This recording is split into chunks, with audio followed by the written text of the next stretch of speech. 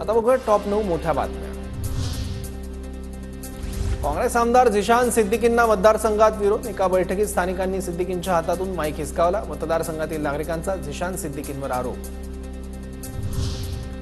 राहुल गांधींचा आम्हाला पुन्हा कारवाईला सामोरं जावं लागेल। टीका केल्यानं आमच्यावर हल्ले होऊ शकतात, संजय राऊतांचा आरोप। तर ज्यांची आधीच चौकशी सुरू त्यांना भीती वाटणारच, शेलारांची प्रतिक्रिया। नरेश मस्केंची खासदारकी रद्द करण्याच्या मागणीसाठी विचारे हायकोर्टात। एका गुन्ह्यात दोषी असतानाही मस्केंनी निवडणूक लढवली, राजन विचारेंचा दावा। मराठा समाज मुख्य प्रवाहातून बाहेर ढकलला गेलाय। मराठा समाजाला मुख्य प्रवाहात आणण्यासाठी सरकारी नोकऱ्या आणि शिक्षणात आरक्षणाची गरज, राज्य मागासवर्ग आयोगाचा उच्च न्यायालयात दावा। विधानसभा निवडणुकीच्या पार्श्वभूमीवर पंढरपूरमध्ये अभिजित पाटील यांचं जोरदार शक्ती प्रदर्शन। वाढदिवसाच्या दिवशी विधान भवनाची प्रतिकृती असलेला केक कापला।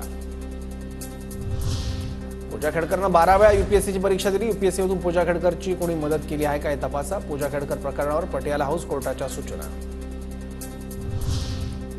मनसे अध्यक्ष राज ठाकरे यांचा 10 आणि 11 ऑगस्टला बीड दौरा। विधानसभा निवडणुकांच्या पार्श्वभूमीवर राज ठाकरे बीडमधील 6 विधानसभा मतदारसंघांचा आढावा घेणार।